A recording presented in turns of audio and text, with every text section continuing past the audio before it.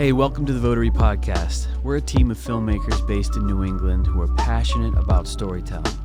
We talk about the impact that stories have in every part of our lives, from business to culture and everything in between. Thanks for joining us.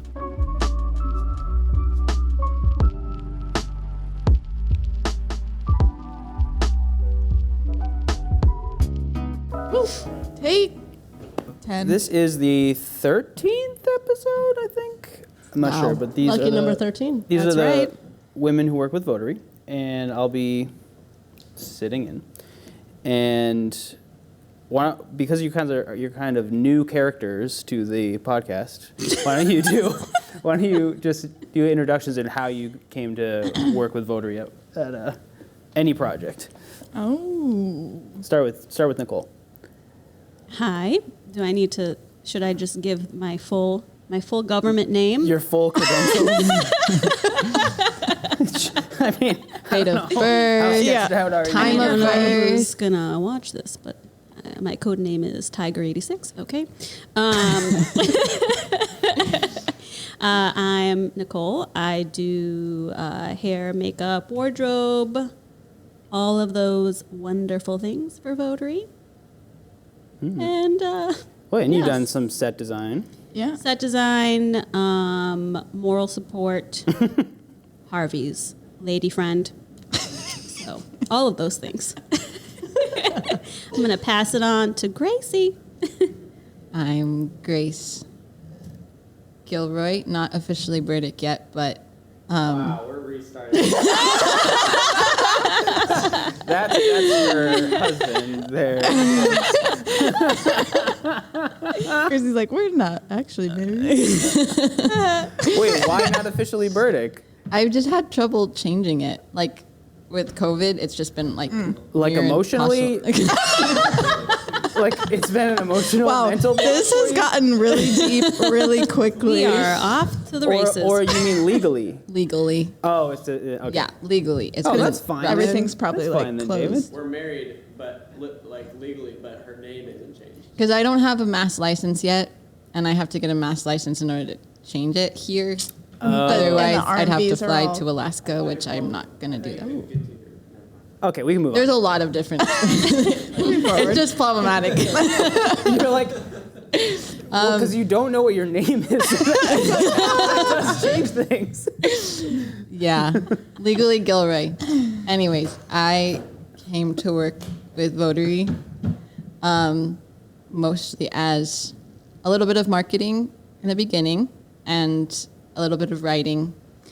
And now I kind of just continue to do that on my own, not officially. Just, partnering with Votary in those areas. And yeah, that's what I do. I dabble. I dabble. I like that. Cool. My name is Tori Weeks. I'm not sure where to look. Which camera? My name's Tori Weeks, and I am an editor here at Votary and camera operator. And I started out as an intern, actually, about a year ago or so, a little over a year ago. Hi, my name's Berlin. You've met me before. I was in episode 9. She remembers. Shout out to episode 9. And I'm the in-house photographer and video editor person thing. Yeah. Photographer plus I do stuff. other things. I take pictures. I press a button.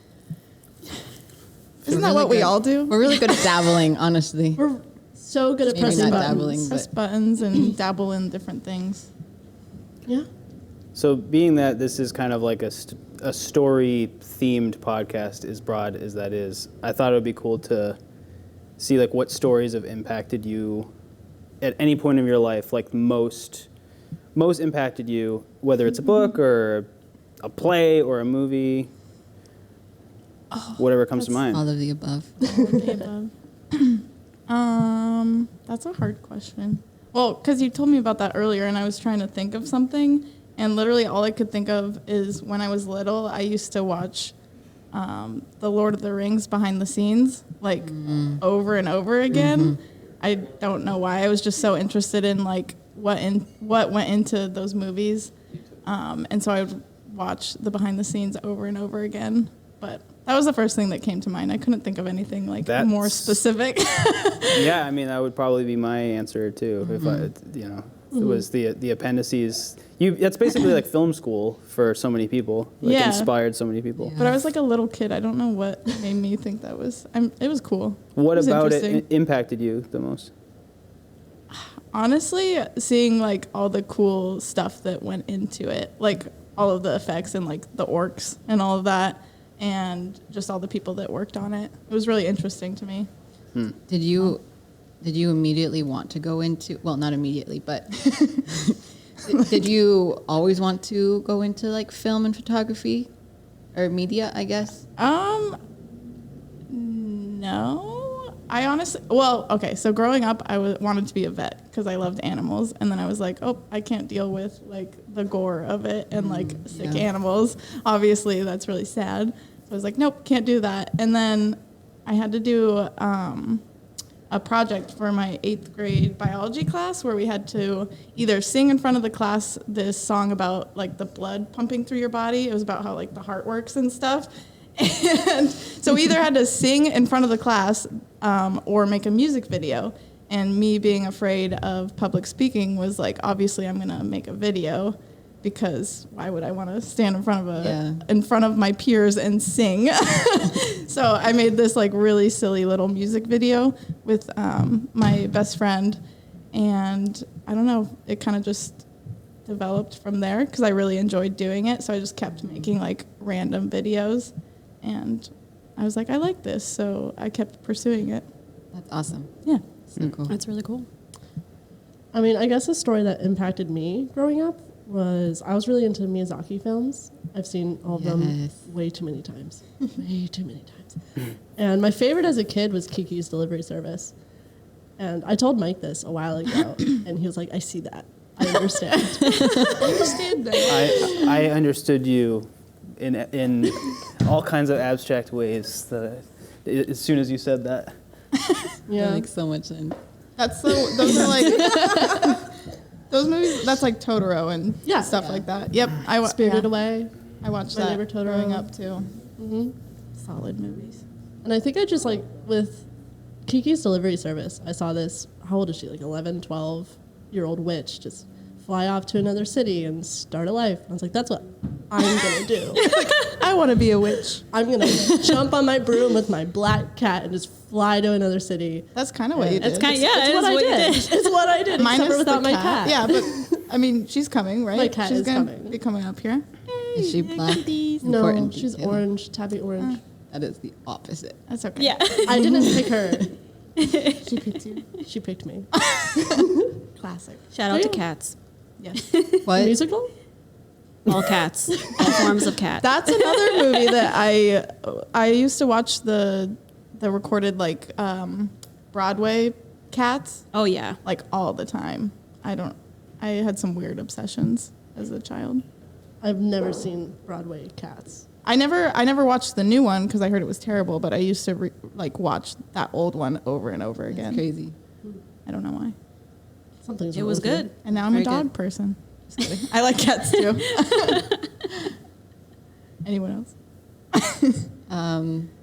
Yeah, I think it was funny because Mike was also teasing me about this. He's like, "Oh yeah, you're probably going to choose like Lord of the Rings or Narnia." And yes, but it was a little bit more specific. I think like C.S. Lewis has definitely influenced me, like just his way of thinking and his way of writing. And one story that he wrote, "Till We Have Faces," is a retelling of Cupid and Psyche, the Greek myth. And it's just like so profound, and the way in which he it's told from the perspective of Psyche, the sister of Psyche. It's just like so profound, and it's so beautifully written and so dark too, like all at once, but beautiful. And so that's one that's like really influenced like not only my way of thinking or like processing, but like also writing. I really just admire the way in which he like you can tell that he wrote it at like at like a very mature place in his life, like definitely when he was older, and had experienced a lot of pain, I think. And because otherwise he couldn't have written like with such depth otherwise. Yeah. So that's one that's influenced me the most, I think. That's cool. Just by the That way, I wasn't think Narnia. Mike's microphone died again. I think, Yeah. yeah. Yep. It's crazy. Cut. Just kidding. Didn't you just change the batteries? I just changed the battery. Is it Salo battery? It might turn off automatically. It says if just- it's not recording. Oh, wait. Just It's wrote back now. student Oh, Oh, there it you're is. back. And we're back. Devin. Oh, we labeled it for Howard Podcast. Your name is Devin. You're Devin This now. is not a charged battery. Where did you do that? Oh my gosh. No. Hold on, I have another We battery. can talk without Mike. He can like get a new. It's fine. You keep talking. I gotta figure that out. What about you, Nicole? I think that the stories that inspired me most, especially when I was really little, were tales about just people, whether they were real or fictional, that were really daring and had kind of like dared to do things that people didn't really believe that they could do. One of my favorite books was this story, Marette on the High Wire. It was about this young French girl who learned how to tightrope walk on her clothesline, like outside of her little like French villa apartment. And I wanted to try it, but my parents were like, "We live in a city. They're like, no. The clothesline is not secure. Don't do that, please. Please don't do that." But I was so inspired by that. Like, oh wow, like she's a kid, just like me, and like she's so brave. She has that courage inside of her.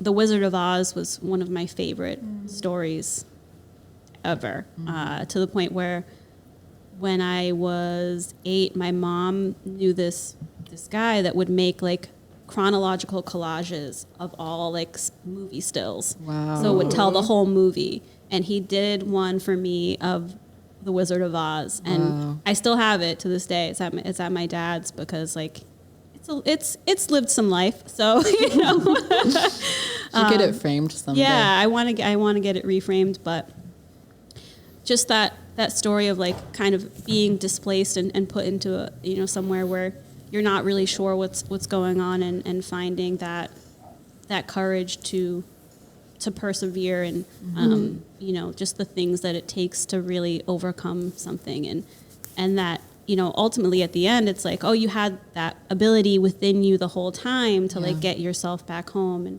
and why it's so important to believe in yourself like that. So That's cool. Was the Tin Man your favorite? I loved The Cowardly Lion so much because He kind of realizes that he always had courage. he always had courage, but it's funny because he's a lion who's like so afraid of so many things, and people are like, well, why Yeah. would you be afraid of that? Like, you're a lion, and he just doesn't have that confidence in himself to be like, oh yeah, sure, yeah, I'm king of the forest, like I'm brave. It's like people had to convince him of that. It's like that just was in you the whole time. Yeah.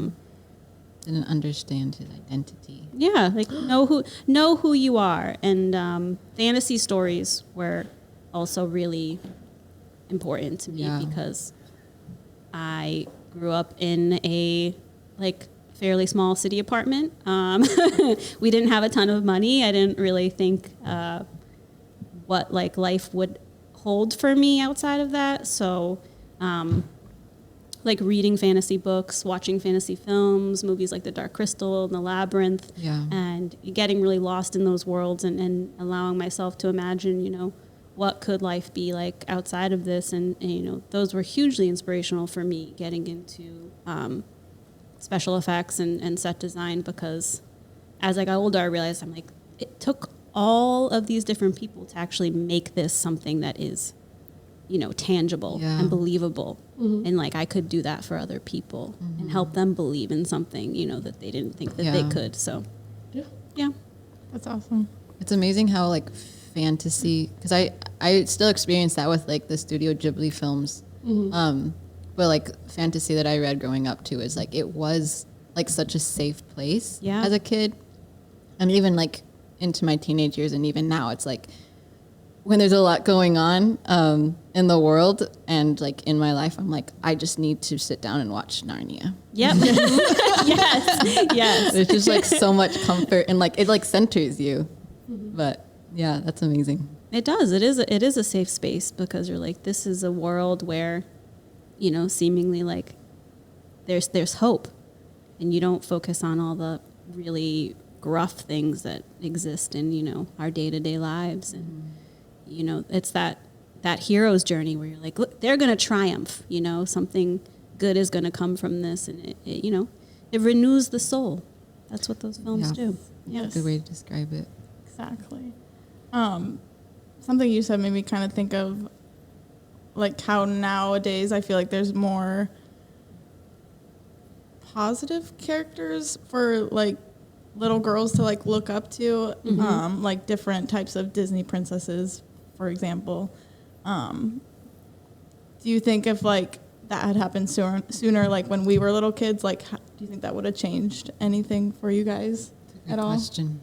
Well, I think Miyazaki definitely focuses on like strong female characters Yeah, that aren't so seeking true. romance. Yeah, now that like- you say that, because he has a lot of female leads. Yes. It's amazing though, like even in the love stories, like the female leads like always establish themselves before. Like they're not just there because they're in love with this man. It's like they've established themselves, they know who they are, they know what they need to do, and then like the happy ending comes with the guy. Yeah. It's pretty cool. He's still there, but he's not like that big of a part. Yeah, I think that Japanese animation in general has kind of taken the lead on that for a long time. Yeah. I grew up watching Sailor Moon, and that was largely like inspirational for me. Just like seeing this whole squad of girls like that were such badasses. And like they were fighting not just like, regular, good and evil, bad, like really like universal like span of like good and evil. I'm like, that's a lot for, people who are in like, late middle school, early high school. You don't really like get a full gauge on their age. You're like, this is a lot for you to like take on. And so I was like, that's like what I want to like be like. Like, I want to have that kind of, that spirit. That, That's cool. Yeah, I'm just gonna do it. So I watched a lot of Charlie's Angels, like with Drew Barrymore. I watched that on repeat for like 5 years straight. Oh like, my that's God. I don't think I ever watched that. Really? I love it. So I'm. Your mic's out. Mike said he likes Mike said he really Charlie's likes Angels with Charlie's like Drew Angels. Barrymore. He loves Charlie's Angels. Yeah. What about it was so like inspiring to you? I did not bring that up as an inspiring movie. You're like I just liked it. I'm trying to think of, because I like really don't remember any like big female characters in movies that I watched like growing up. Yeah, like Disney princesses. Yeah, like honestly, the none of them best were, maybe like- was like Belle, maybe. Yes. Like I would say Yeah. Belle was probably the strongest that I can like think of off the top of my head, because other than that, I can't think of any like really strong female characters. And then like now you look at a lot of the movies coming out that are like for kids, and there's a lot more emphasis on like strong female leads and like princesses that aren't like necessarily like, oh, they're going for the prince. Like there's what's the one with the redhead? That one's kind of Brave? old. Brave. Yeah. Like that one has nothing to do. Like she like denies the them trying to get her to marry a prince. She's like, no, I'm gonna go shoot arrows in the forest. Like, you crazy? I think the only thing I can think of too is Eowyn from Lord of the Rings. Yeah. The run from Rohan. Yeah, That- she's pretty badass. Yeah. That's true. I remember like watching her growing up and be like, she's a pretty badass lady. But Yeah, that's true.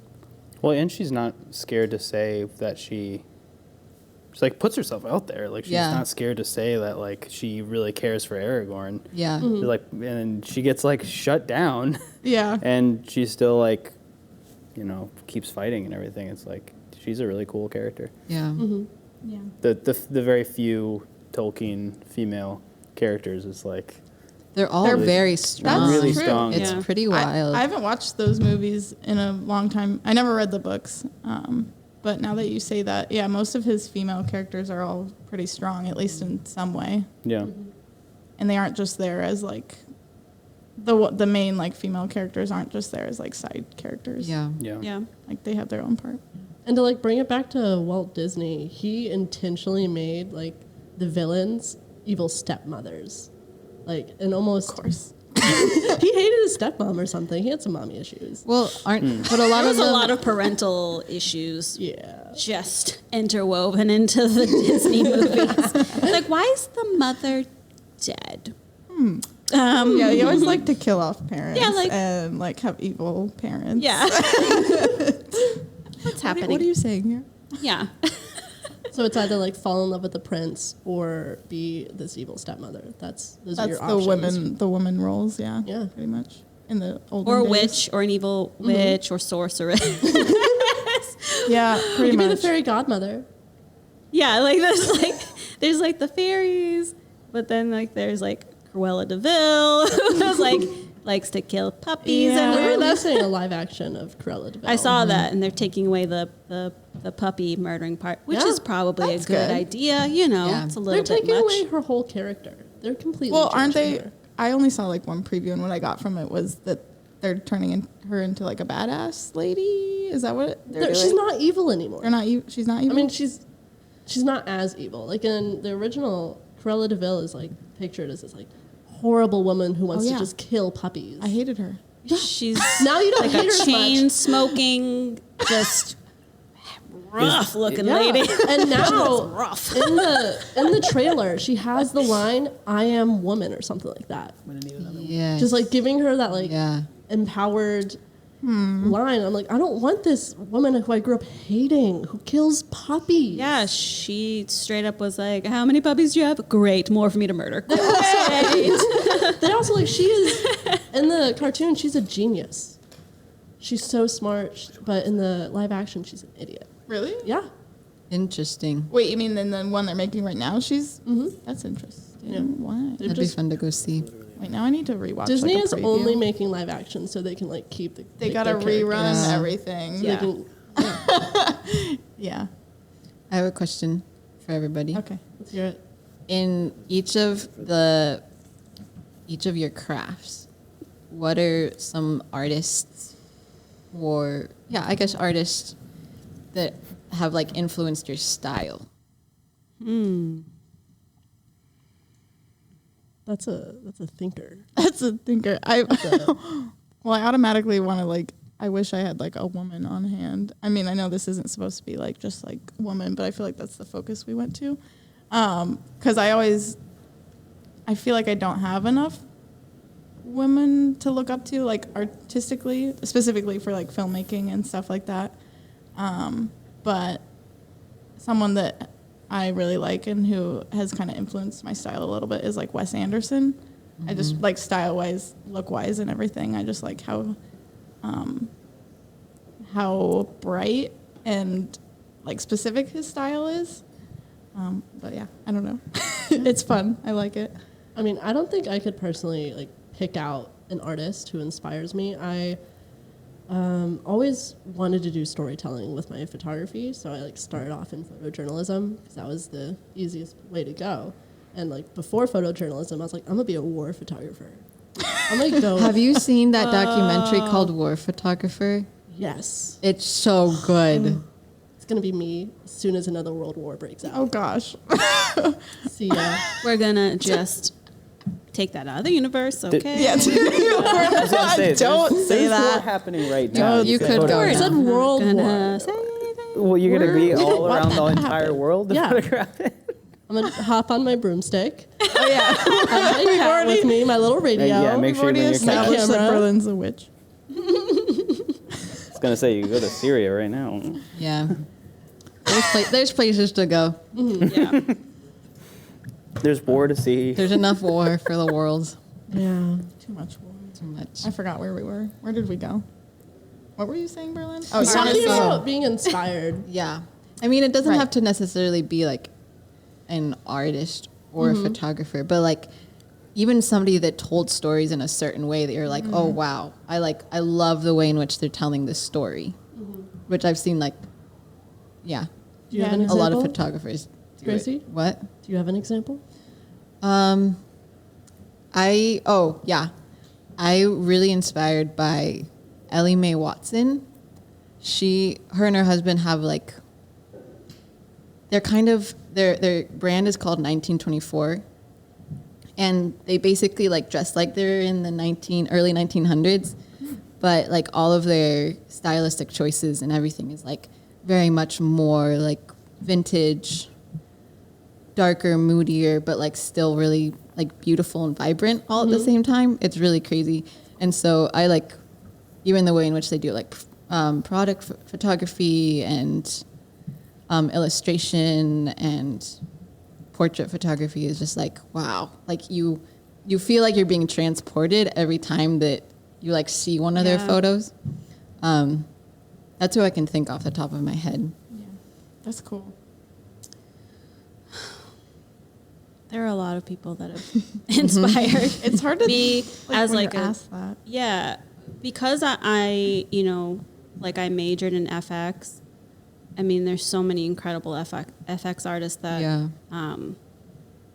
really just inspired me to study the things that they did, to try and like replicate them and see if like, you know, I was up to par, you know, wanting to go and join like the industry and move to either LA or New York, and I chose New York. It was a behind the scenes video that actually inspired me to want to become a set designer and an FX artist when I was 4 years old. Wow. That's amazing. And I tell people that story, and they're like, "Really?" I'm like, "No, I really, I've always known like what I wanted to do." I'm in a similar boat. Like I've always wanted to be a photographer. Yeah, And I never thought I'd actually be a photographer because like everyone tells you don't be an artist, you're not going to make money. Yeah. Don't be an artist, you're not going to get anywhere in life. Oh, and it wasn't until like my junior year of high school when everyone was starting to apply for, well, not apply for colleges, but get ready for senior year and college and all that. I was like, wait, I actually have to make a decision about my future. Decide now. And my mom, she wanted me to be an underwater welder or a swim Nice, coach. nice. She was like, you're into sports. Go into sports management. I was like, no. oh, sports management. That sounds awful. Yeah. I love you, Mom. She's going to watch this. My dad wanted me to be some sort of scientist because he was a science teacher. So he's like, go be a scientist, blah, blah, blah. Like, he was thinking more about like, also like how much money I would make and stuff like that. And like money's Yeah. never been like a huge motivator for me. Like that's never been, like obviously we have to make money to survive because you got to pay the bills. But like I've never thought about like, is this job going to make me this amount of money? Like, Yeah. that's never been a motivator for me. So I've always just followed the fact that I liked creating and having a camera in my hands. And I just went from there. Yeah. Same, like my experience with my parents was the same. It was like,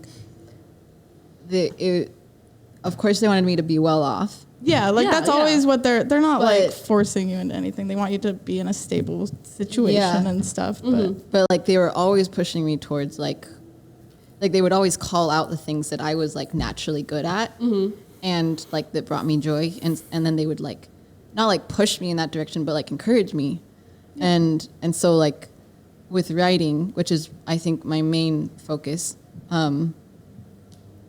I was homeschooled and my mom used to make us write like a minimum of a page a day in our journal, like obligated. I don't know if you had similar, Mike. being homeschooled.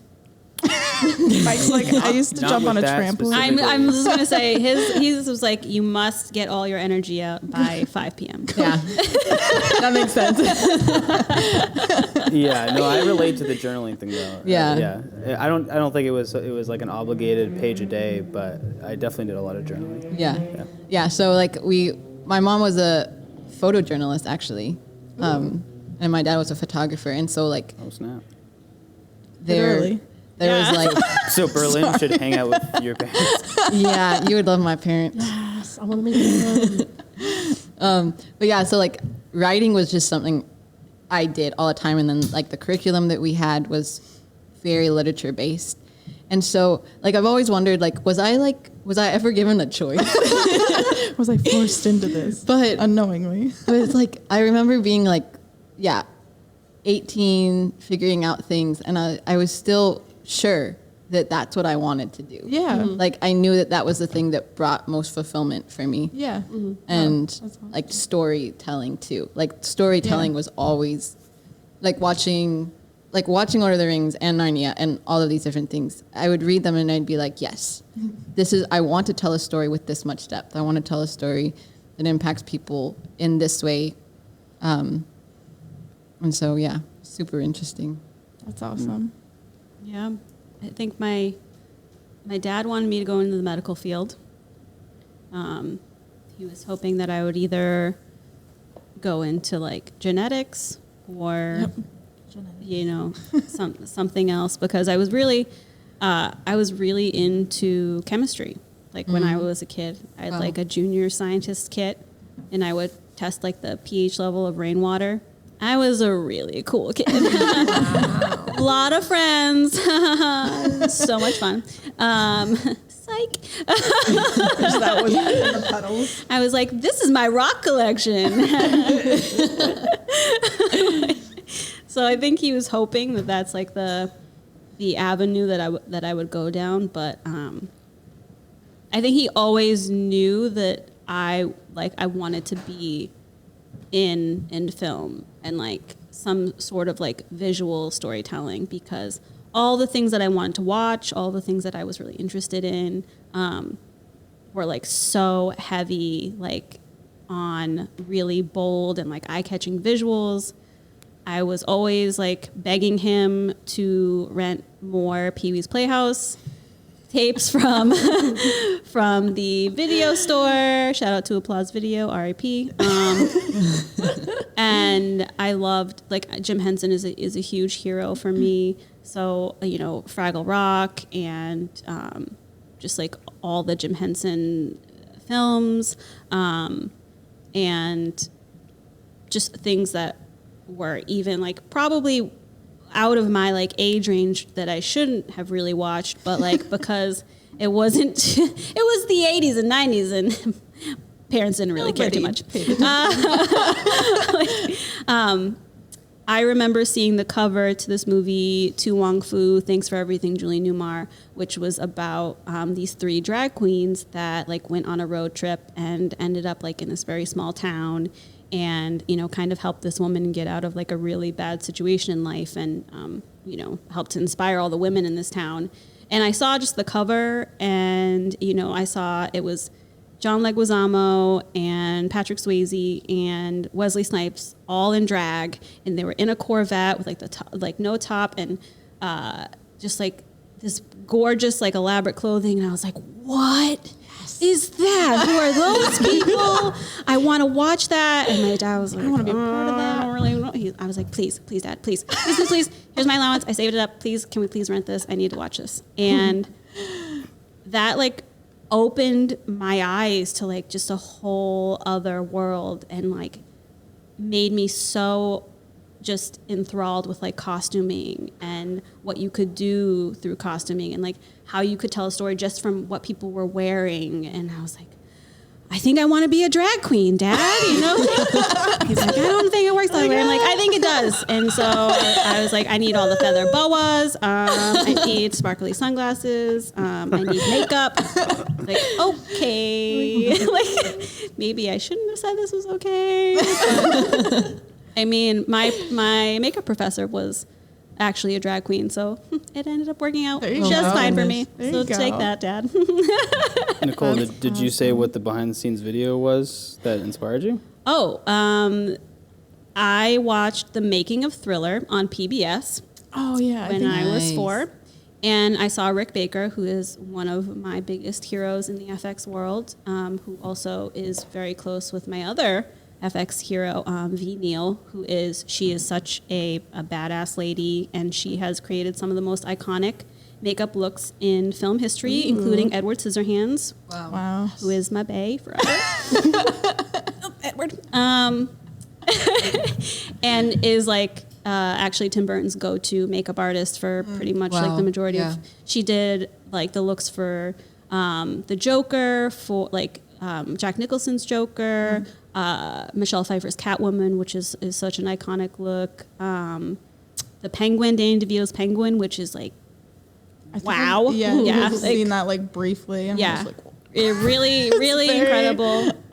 Edward Scissorhands is like it's so, from a makeup standpoint, it's very simple, but when you look at it, you really believe that like that's like Edward Scissorhands is an actual like real life being. Yeah. You're not like, It's oh, not that's Johnny makeup, Depp. yeah, You're like, in oh no, makeup. Edward Yeah. Scissorhands is Edward Scissorhands. Yeah. cool. And Rick Baker got to work with John Landis, who is one of my favorite directors. He did An American Werewolf in Paris, and he directed the Thriller video. And seeing Rick Baker work with Michael Jackson and just how he put together all of those looks and how it was just all these extras, playing zombies, and just like all the people in behind the chair that were helping to make these extras look like, I mean, when you look at that still of like young Michael and then all of the zombies around him, you have to really think like, oh no, those are people in makeup, like Yeah. not actually the undead. Yeah. 'Cause, Yeah. like, Yeah. like, oh, that's really like somebody created that. And I thought, you can actually do that. Like Yeah. That's a job. that's why I said, I was like, that's a job. Like you could be a grown up and make money doing that. Like everybody looks like they're having a really good time. It looks like it's super fun to make, like short films and films in general. And you can create something that makes someone think in a different way than they did before. You watch the Thriller short film, because that's really what it is, and you're like, you get transported and you're like, this is a different place. Like I'm Yeah. really like, I'm into the story. And it made me realize that makeup was such a huge component in what made films the way they are. I mean, like Lord of the Rings would be Oh yeah. nothing without Yeah. all the FX artists that worked on that film and helped design the set. Like Yeah. you So create true. these immersive worlds that everyone's like, I'm sorry, but Middle Earth is real. It's a real And place. you We're can't in it tell- right now. Hobbits are real, okay? And Elijah Wood is actually a hobbit, okay? Yes. Yes. It's Yeah. amazing to see how the like perception of artists has changed, like even over our own lifetimes. And like your parents, for example, they were like, oh no, you have to, like, you should become a nurse because that's what makes sense. Yep. And now, like, even like we've seen, like, our parents are like more like, oh, actually, like, this is being a visual effects artist, being a photographer, being in marketing, and like being an editor, like all of these things actually have a lot of value, and Yeah. like people are starting to see how much value they have, Yeah. and how like you can actually make a living. And that's how not most people, but like a lot of people are making a living now, is within like entertainment and within marketing. Like, Oh, that yeah. sort of thing. Definitely. It's Video's so becoming interesting. such a bigger thing. And I Yeah. think probably my parents were thinking like, oh, you want to go make movies? And that obviously is like a more unrealistic thing, just because it's so hard to get into like the actual like Hollywood like movie making, which I don't even know if I knew exactly what I wanted to do. I just knew I liked like cameras and like making videos. and stuff. I didn't necessarily like want to go to Hollywood and make movies. Yeah. Which is it's really interesting because I didn't do like the documentary side of the schooling that I did. I did like the cinema part of it, and now it's funny to find myself in like a documentary style company editing docu-style things. But I'm happy to be here. I forget where I was going with that. I lost track. Well, you said before that your favorite thing is, or I think you've said that, is music videos? Yeah, but even... because I started with a music video, the Pumps Your Blood music video in 8th grade. And so I love that. I want to see that so bad. Oh God, it's so bad. It's so bad. Is it somewhere? Is there? It is somewhere. I have to like find it. We'll play it over. Oh God. Yeah. No. You're like, I will not let you have it. No.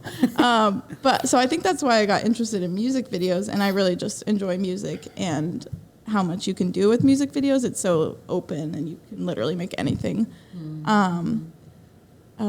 I lost track again. Yeah, if you're Michael Jackson, you can make a whole short film out of a music Exactly. video. Make Which is, so many. You can do so much. films. That was like the first time anything like that had really happened. Yeah, that was groundbreaking Yeah, and I was really wondering. and it showed people that you don't have to like have a completely like feature length script to make something that is incredibly like visually captivating and still tells a story and reaches a whole new audience. There were people that didn't even know who John Landis was, and he had done Animal House and like so many other films. It's like no one really knew about him unless they had seen his films and like were into that particular genre. And so here's a whole new audience of people who, like myself, I'm like a little black kid in Worcester, Massachusetts, like, whoa, what's this filmmaking thing we're talking about here? I like it. Like, I want in. Right? So, I think music videos have really opened the door for so many, like, filmmakers and storytellers to get in there and do really cool and, like, abstract things. Yeah. Yeah, I'd say it got me just into like filmmaking in general and like introduced me to cameras and editing. 'Cause that's when I started really getting into editing. I like downloaded some random software. It had like the weird watermark over it and everything. Like as I was editing, I'm like, this is fine. So I just really got into editing, and like me and my friend would make up these random little videos about like taking cups out of a cupboard or like stealing things, like random little stories that made probably no sense, but we'd act them out and I'd edit it. And that's just how I got started doing it. And then it led to going to school, and now I'm doing, it's funny to go from like music videos, that's my thing, to like now I'm editing documentary stuff. Yeah. But Are you wanting to go back to music videos? I mean, I don't know. I like doing them on the side. It's fun as like a fun little project. I'm doing like a dance video right now, which is, it's kind of like a music video. Yeah. But it's fun. It's fun to do on the side. Where do you want to go from here? Like, I don't think you want to just stay as little editor. I don't know. Tell us all your hopes and dreams right now. What's your 5-year plan and your 10-year Oh plan? God, I am so bad at this question. Or I hate like what stories do you want to tell? What sort of stories do you want to tell? I don't know. I just like the idea of being able to help share people's stories. Like, because not everyone knows how to tell stories or share it through a video format. And so I like being that creative. The What's the word? facilitator? Yeah, like being able to help people tell their stories in this creative, interesting way. Yeah. That also gets across like whatever emotion they're trying to get across to other people. But yeah, I just like doing that. No, that's awesome. Yeah. Brilliant. You have a question? Do I have a question? I Your don't know. 5-year plan? What's Yeah, your what's your dreams? What's your dreams? What are your dreams? Tell me all your plans. I have no plans. I like to really go have- with the flow. Let life What's your just- plan? What's my I'm plan? bad at that. My plan is to steal all the information from Votary that I can get and run with it And then run away. and just take it. It's espionage. That's my plan. Well, what like I want to do is to be able to tell stories that like haven't been heard before from like and like local stories, like small. All right, but yeah, what I want, I'm gonna have to cut all of this out. Leave it in. Leave it in. No, we don't cut things out. You don't We cut let it anything in the roll. Votary We don't cut podcast. No polishing. Well, I'm sure if Yay. you're the one editing it, then I yeah. am the one. Berlin goes in, takes out all of their. Yeah, she's like, I have the Powell. You'll never know. It'll be seamless. But I just want to go into storytelling and use my photos to like impact others and share bits of the world that aren't typically seen because there's so much that goes on and there's so much that the media covers, but the part the media covers is very small compared to like how much there is to share. For sure. Yeah. And I just True. want to find those unique individuals and broadcast them to the world and scream. And for them. scream. You want to get back to your. I It's almost love like it. your roots of photojournalism, right? Yeah. Like that's Yeah. you kind of focus on an individual who's interesting and Mm-hmm. find something you can capture that's unique about them, and while also telling their story. Right? Something that really helped me develop this dream was like taking photojournalism classes and learning about picture stories and how like papers cover people and events and all that. And I had to do a picture story where I followed one person around who was she was a college student who like made gowns and ended up in like a few shows.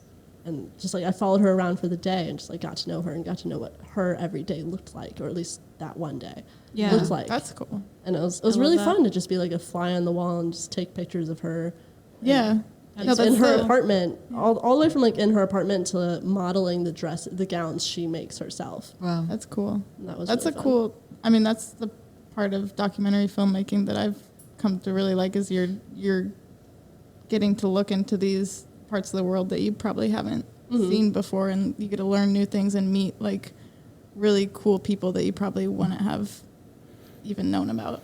I think that's part of the reason I love storytelling so much is because I love learning about other people. Yeah. Like I love learning about how we're all different but Yeah. the same. I like the connection to people. I that it love the gives you. disconnection to people. I love looking at someone and be like, we are from two completely different worlds. But then it But connects it's you amazing because like together. there are people who are the exact same age as me, maybe even pursuing the same career as me, and their past, their story can be completely different from mine. And I Yeah. love learning how we're all different. Yeah. So Yeah. if money and time was no object, would you travel and try to find those kind of Yes. individuals? Is that kind of your Yeah, I really want to travel. I really want to like somehow have my career and travel be the same. Just Yeah. both That's the dream. intertwined. That's the dream. It That's a is. dream. It is. But it's also not the dream because who wants to work while they're on vacation? Well, yeah, that's true. You're gonna be a digital nomad? No, I'm going to be an Instagram influencer taking selfies across Europe. It's lucrative. Somehow people make money. Yeah, I know. It still amazes It's so me. weird. It still amazes me. They hire people like me to take their selfies for them. A lot of celebrities mirror selfies are just them just like holding up a phone And then in somebody. front of a camera. There is no No, mirror. it's not. Yes, it is. No way. Yes, it is. Is this real? I don't know. It's very Amazing. real. I saw it on the internet. Everything on the internet's real. That's what I've learned in life. Oh, that's funny. Trust only the internet. Tori, if money and time was no object, what would you want to create? You probably answered it sort of, but I'm curious. Money, time, and skill. Like you already have. I'm already so You're the skilled. best you could ever be at everything. Then what? That's a hard question. I probably would just try and travel around and find like interesting stories or it'd be cool to focus on like musicians and go around and find like small, because there's a lot of small musicians that are really talented and they just aren't big enough for people to really know about them. So that'd be really cool to go around and help those smaller musicians kind of get their art out there. That's very near to my heart, so I'll keep that in mind. That's like, really I'll be awesome. giving you a No, call. that's really awesome.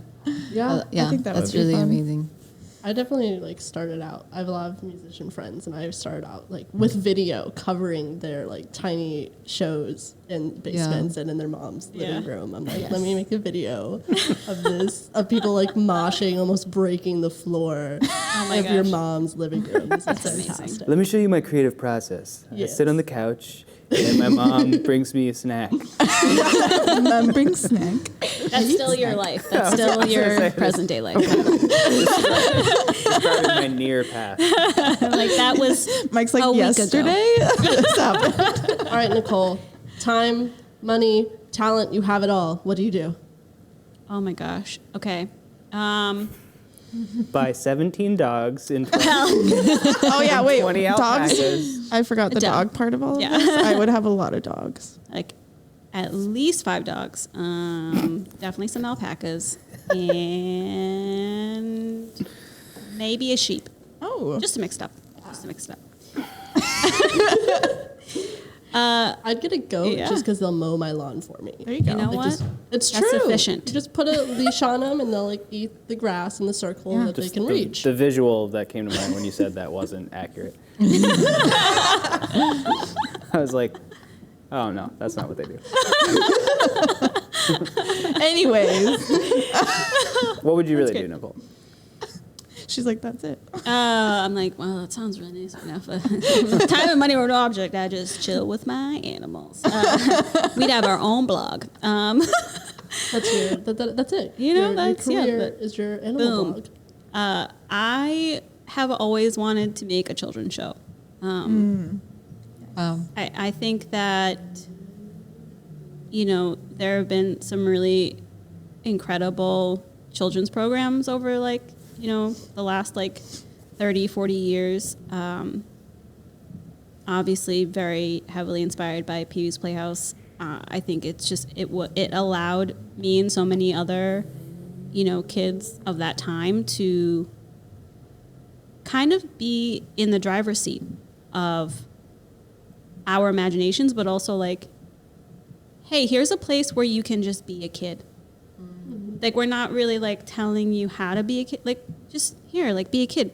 There's a globe that talks to you. The furniture talks. The windows, everything around you is interacting with you, and it's really bright and it's vibrant and it's stuff that kids really are attracted to, and it allowed a space for that kind of innocence to really exist. Yeah. There's so much that happens in our current climate and in the world, and I feel like kids really need spaces where they can just be kids without having some sort of agenda behind it necessarily. It's just because children don't need to have an agenda.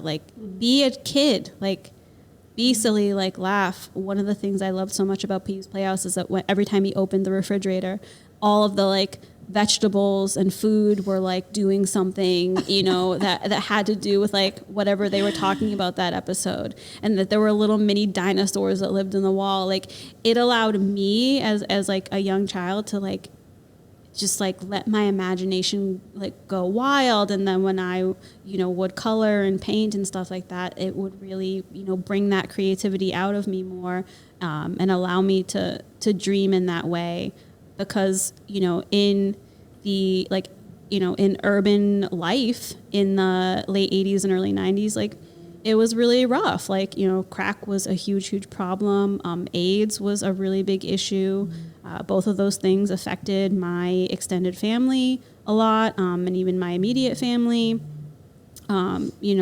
it was not like a joyful, jovial time to like be a kid. So that gave me a space to kind of escape all of that and really like be like, oh, like here's like Pee-wee, this like goofy dude that's just like, hey, like welcome to my playhouse. Like, what are we doing today? We're getting silly, and I'm like, that's what I want. You're like, Let's get silly. I want to get silly. I want to get so silly. I'm gonna hang out with Pateri the pterodactyl. I'm gonna talk to Globy. I'm gonna go inside Magic Screen. The King of Cartoons is gonna show up. I wish he was my grandpa. Like these are all the things that like went through my head, and I want to be able to like to really create something like that that reaches, you know, youth that are in spaces that may not be the safest for them. And so they at least have one place that they can go and it's accessible to them where can be themselves and they can feel like they're safe and they're listened to and they're heard, you know? And so that's probably like my biggest dream. I'd love to do more work on feature films and like some series and stuff like that. But, you know, I think Jim Henson is my hero because he died so young, but he left such a huge legacy. So it's like none of us know how long we have here. So if, you know, like I'm thinking about my legacy, like I want to do something that allows like generations way after I'm gone to keep dreaming and being inspired and hopefully do the same for, you know, more young people in their lifetime. So That's awesome. that's my dream. I liked it. That's really amazing. I Jaz's little girl watches Cocomelon often. Yep, Cocomelon is a banger. It's major. It's a banger. It's a banger. I have such a hard problem with it because it's like, okay, you're trying to incorporate like educational things to it, but there's no depth. Yeah. And you're kind of just watching and letting it drone on and on and on. And it doesn't leave room for the imagination. You know, like it doesn't spark the and imagination. kids are just like zoned What was it? into What's that. this show? Cocomelon? Cocomelon? Is it an old one? No, it's newer. new, but Oh, a lot yeah. of the newer kids shows are very like, here you are in front of like They're, like, a screen, structured, and, yeah. you Yeah. know, like Is it? It's like not productive room, like productive space for kids to allow their minds to wander. Is it more like telling them things or like, I don't know what I'm trying to say. Is it CGI or is it real people? it's just animation. Animation. Yeah. Yeah, it's Yeah. just animation. Yeah, they're just, it's so, like, I know for me growing up, like, I did watch, like, certain shows, like, on PBS, and I loved those. Like, PBS. oh, what was it? Love The PBS. Dragon Tales. Dragon Tales. I love Dragon Tales, but, like, that was the thing, is that, like, there was like a depth to it Yeah. that allowed my mind to like not just space out, but like I was fully involved Like, with Well, it. there was main characters with there And have story. objectives and Yeah, there's there's a a story. story to it. I Exactly. mean, but I mean, That's a Pee-wee's big point, Playhouse actually. Yeah. Pee-wee's Playhouse is like pretty stimulating and all over the place, but it wasn't just like noises. Yeah, and every silliness. episode had a different like theme to it, and Yeah. and it had Yeah, some like sort you of still learned some things, even if it was just be yourself. Yeah. and there were a lot of activities. I learned how to make ice cream soup. I was like, Oh this yeah, I love the acting. is great. Very useful That's skill. awesome. Yeah. But like the kid, I mean, like as a kid, you're like, okay, yeah, I'll make ice cream soup, or like, Okay, yeah, they sure. had an episode about like where they were making like sandwiches and talking about like picking up stuff, and even the video, the OG Zoom, I feel like was created essentially by like Pee-wee's Playhouse, because he'd get in this little booth that had like a can with a string to it, and he'd like tune into the like can the little with the string. and Classic. I was like, oh, we have like old cans like that Oh, we yeah. use, Mhm. and like, can I like make a like a telephone. can phone? Yeah. Just things like that I actually like Yeah. was being like creative doing, and not just like, oh, I just want to sit here And watch Yeah. and just Yeah. watch and zone out. And then when I leave this, like, I'm just thinking about, oh, I want to watch like more of that just to zone out. Yeah. Yeah. It was immersive. Even shows like Mr. Rogers' Neighborhood Yeah. and Sesame Street and like Yo Gabba Gabba when that was Yeah. on. Gullah Gullah Island, like all of these shows It that like expanded your Yeah. imagination. It expanded what you thought was possible. yeah. Yeah. And like I think to that day, to this day, it still affects like what we do. Yeah, it respected you as a child and wasn't Yeah. like, Wow, that's a good way of putting it. you're a kid and you probably don't really think too much. So sit here and just Watch let this your show. brain drift away. Yeah. It was like, oh, okay. Well, how old were you too when you were watching that? I was like 4 or 5 years old. Yeah. And like I used to watch The Joy of Painting on PBS with Bob Ross. I love, that was I think I great. watched that every once in a while. I watched a Yeah. lot of PBS because we didn't have cable. Same. when I was Same, little. yeah. So I watched like Dragon Tales, Big Comfy Couch, Arthur, Oh, big comfy couch. and Caillou thrown in there. Arthur was my jam. Yeah. But I don't remember like any Cyber Chase. specific. Yes, Cyber Chase. I Zaboomafoo. loved Cyber Chase. Zaboomafoo. Oh, yeah, Cyber Chase was great, which that was all like math and science based, Yes, I wasn't it? learned Which so I much. suck at math, so I don't. That obviously didn't help me very much, but I don't remember any like specific episodes or anything super specific Yeah. about anything, but like I used to play outside a lot as a kid, so I'm sure I took some of those things from all of those shows and I take it outside and like probably That's the thing. It's like, recreate yeah, you're like, something. let me try and like act this out. Or Yeah. there was this show, Beekman's World, that was like on Saturday mornings, and they had all these different like science experiments you could do. And they were like, you need, like the help of like Yeah. an adult. Yeah. So, write these notes down, or like have your parents like write this down, and here are the things that you'll need.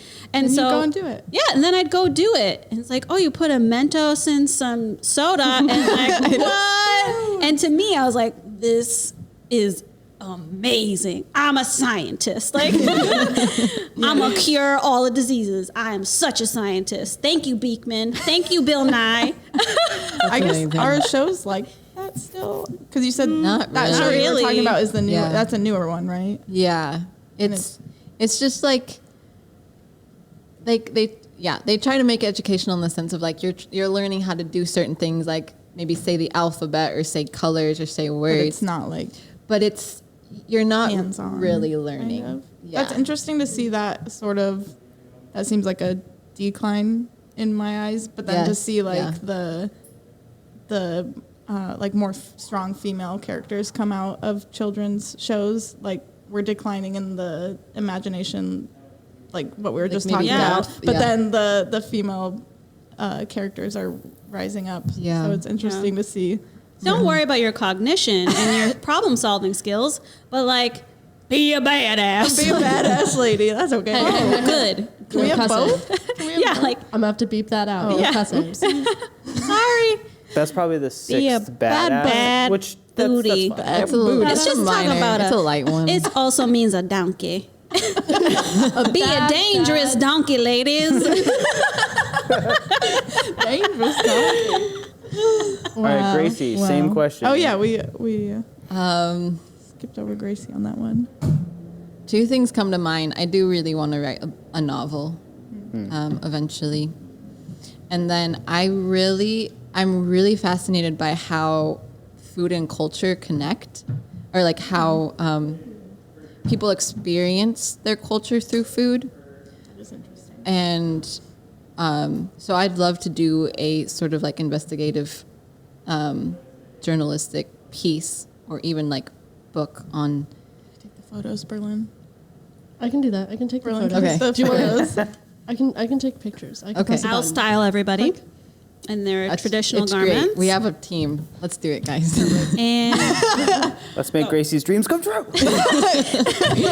But yeah, I know that like shows like Chef's Table kind of do that in a way, but they focus more just like on chefs, and I'd love to do it for more like small town villages and like places in Eastern Europe that like we don't know a lot about. yeah, That would be really interesting. Gracie, let's do it.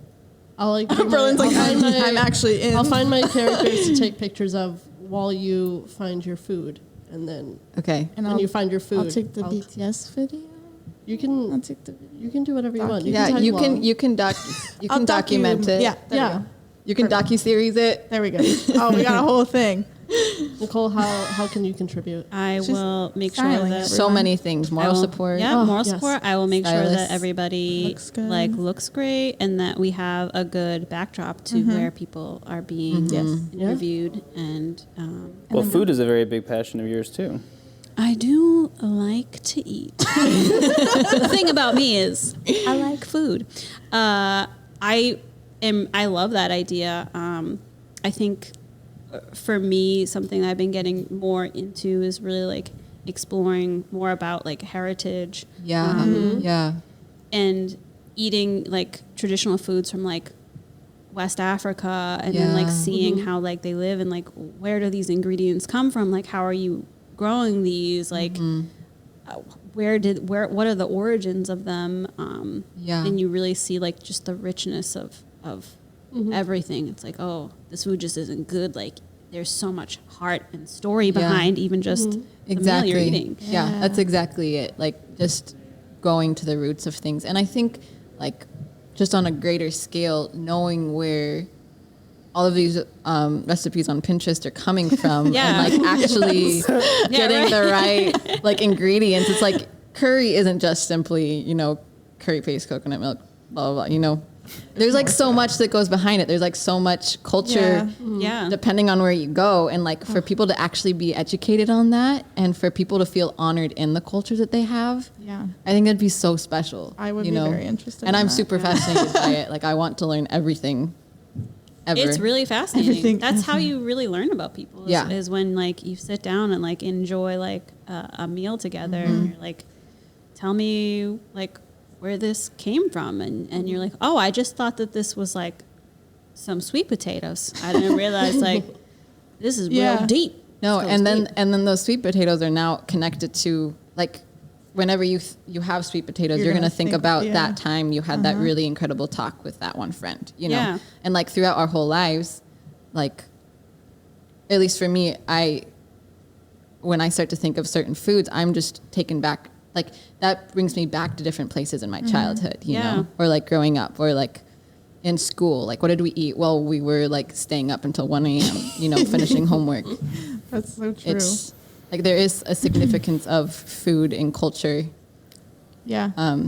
I feel like it gets a little lost in like American culture because Yeah. we don't think of food like that. It's just food.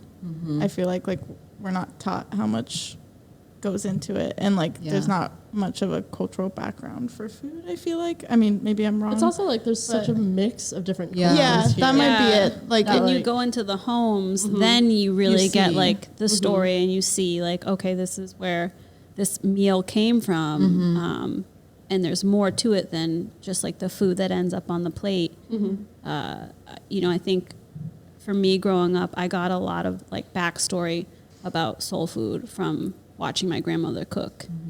yeah. Like, oh, like this is everything that you could either afford or that Yeah. you grew on the farm that was like, you know, on the property. Like this is like this Yeah. came from like your actual labor. Yeah. You know, like my dad was like, oh, we slaughtered all of our own pigs. Like growing up, we had to. Yeah. I was like, like, oh god. yikes. I was like, can't eat bacon anymore. No, thank you. There's actually a documentary I was watching. Have you heard of Canopy? It's like a library of movies, indie movies, docuseries, like just stuff that goes like slips from under Amazon and Netflix. But there's a documentary called Soul Food that I was watching. It's like I thought about you while I was watching it. But yeah, he just goes like back to like the roots of like why African Americans eat what they eat, Yeah. especially like mainly in the South. He was from the South, and so yeah, it is so interesting. Yeah. To see. And like how it's affecting them now, Yeah. how it's affecting our culture now, and everything. So Yeah. But- Cool. I think that's a dream that needs to be. Yeah, like, I all would- these dreams need to come true. Let's do it. I Well, want hopefully- Gracie's dream to come true so I can. Yeah, I think we can all just tag along to Gracie's dream. okay, guys, it's gonna This happen. is what we Let's start concluded there. with That's our Kinsio. 5-year plan. There's a lot of Making Grace- crossover, actually. Gracie's Well, we dream all come work in the true. same place. So. Yeah. Well, yeah, Votaries but know- still, sometimes you have personal dreams and they're like I mean, my personal completely dream different than Mine's yours. pretty nothing to broad. do with my career, but you didn't ask about that. The personal dream, not career dreams. Oh, Yeah. Are they That's a really horse of a different color. I don't know what you said. Are they really that different? Yeah. Are they? I've never dreamed of a career. Like, at no point in my life have I been like, I mean, I've always wanted to be a photographer, but I've never, like, That's I said true. earlier, I've never been like, oh, I'm going to become this big professional photographer who does all these crazy Yeah. things. No, Yeah, I've only ever dreamed about a cool house beside a lake or river in the mountains. See, I haven't even Cabin. gotten that far. That's all I want. I don't care who's there with me. I don't care. I don't care how I'm making money to afford it. Whatever, as long as I get there. No, But I get that. I have the same Yeah. sort of dream. Anyways, I don't. I think my personal dream is Long to term. like have a big enough house so that I can have like my own like film TV museum inside of my house Yeah. with like yes. with Yeah. like I can so actual see that. like I'm very- props and stuff. You know? I want my cabin to have like a shed on the side where I have my own dark room. Oh yeah. So I can like develop It's a and must. print my own Yeah, that's photos. a great move. That's what I want. Nice at-home workspace. Exactly. Big old desktop computer, No. dual screen. Is that what you want? Yeah. Nice editing station, nice camera. Make it your own Many room. plants. A Great. dog, All the many plants, all the many plants. dogs. That's the You name of your know. studio is Many Plants Somewhere close to nature. Productions. Many plants, many dogs.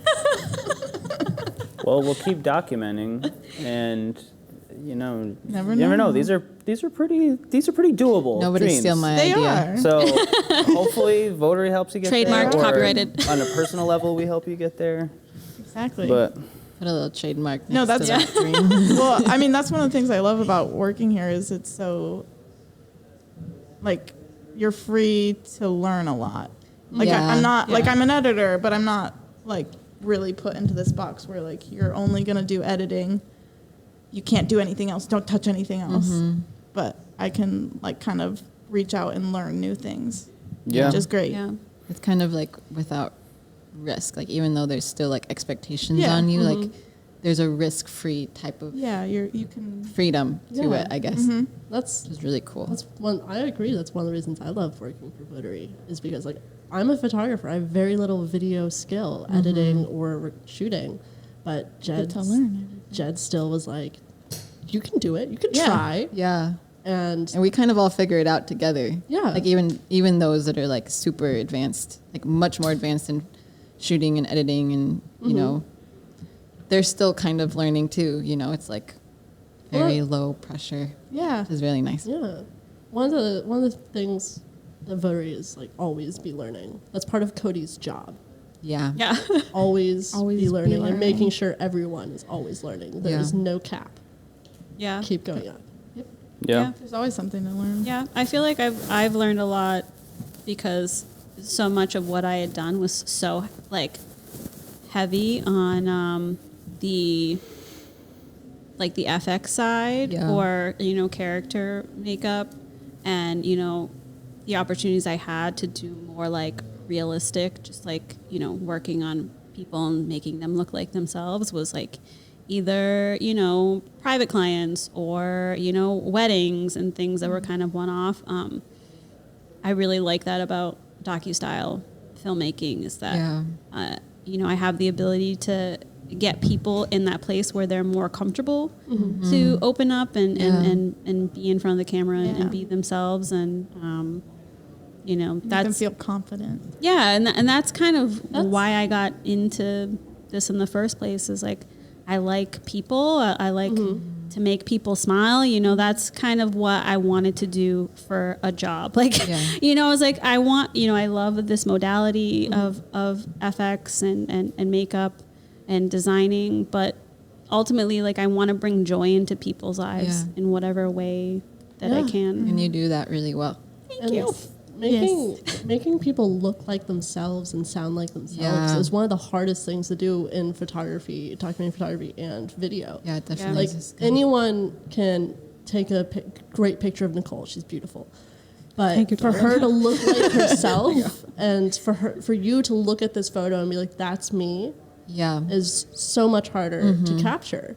Yeah, because you put people in front of a camera and they immediately usually are like, Yeah, they're like exactly what, themselves. What do I do with my hair? They're self-conscious. Yeah. Like, what do I do? I know what happens to me. I'm like in front of a camera. I'm like, oh God. Oh, I'm terrible in front of a camera. It's a weird feeling. I've gotten better. Yeah. Just because it happens Yeah. more often now. I've gotten really good at making other people comfortable in front of a camera, but as soon as the tables have turned, or roles are reversed. Okay, we're gonna go on a photo shoot. I'm taking the photos. You're in front of the camera. Can we like take a new photo of me for the Votary website? Because I hate it. Yes, we can do that. So bad. We should just have a day where we all just switch all of our roles around and we'll make a video. Like we'll make a little video of like chaos. But we have to switch all of the roles. Like everyone is doing something that they don't normally do. I'm gonna do makeup. I was like, actually, we should make Mike do makeup because that would be Everyone just got like weird lines. Yeah, like, it's just like one eyebrow up here, like lipstick over. I'm just gonna bring body paint, and it'll just everyone's just gonna have a real. Like, That would We're be all fun. gonna look real abstract. Honestly, that's not a bad like marketing, like fun little Votary video. Like, hey, look at this. We all switched roles. Yeah. This is what happens when Berlin runs the company now. I know that's what your dream is. actually Harvey runs it now. Oh, I prefer that. Yeah. I And do Jed too. is Harvey. We actually have Harvey like sit in his chair and then Jed. And Jed's just running back and forth, like chasing like a ball. I love this. Somebody write this down. Yeah. It's being recorded. That's true. And it's happening. Somebody write this down. Court stenographer, did you get that? All right. On that note, On that note, I really That literal appreciate and note. love each one of you, and thank you for doing this. This was fun. thank Is this you over? for Thank having you. How long have we been us. going? Yeah, what time is it? Anytime. Oh, I think 4:30. I think we hit like the About. hour mark, which is good. Over an hour 15. Hour 15, guys. They said an hour and a half is when it feels like too much. Yeah. Hour 15 is like It's good. pushing did it, it. but good. Okay. We did it. Any final thoughts? Harvey is Jed. Jed is Harvey. Goodbye. Yeah. We love That's your favorite to thing that you got out of create. this. Just the visual. That'll keep me going. Yeah. Should we give messages to like, if there are any prospective, people that are listening or watching this that might want to get into Get into filmmaking or storytelling, like Get into maybe Do to it. the ladies. To the ladies. To the ladies. We need more ladies in Votary. filmmaking. Yeah. And yeah. So One day I want to see a woman in Jed's office behind the desk. I was like, and the rest of that sentence. Okay. now we're getting a little. Dot, dot, dot. You mean his wife? Or? All right. Getting out of Maybe we could say is your stories should be told and need to be told. And Yes. there are people here that'll help you do it. Yeah. And the sky's the limit. That was very cheesy, but it's I true. liked it. No, it's true. It's true. Don't be afraid to share what is within you because you don't know whose life that could impact and whose life it could save potentially. Yes. That's the true. And don't be afraid of dabbling because we all do many Dabble? things. And you don't have to have one thing. Follow your dreams. Yeah. Even if it has And nothing to dabble. do with your career. Follow your dreams. Yes. If it doesn't, Yes. even if it doesn't have anything to do with your career, dabble in many things while you do it. Yeah. And what's another thing? Don't be afraid of failing. Don't be afraid. Oh, don't. Nope. Who cares? Everyone know? fails constantly. Haven't you noticed? and if you don't feel like you know everything, it's okay. I know nothing. None of us in the world know everything. You'll figure it out. And Yeah. there will be people that can help you. Yes.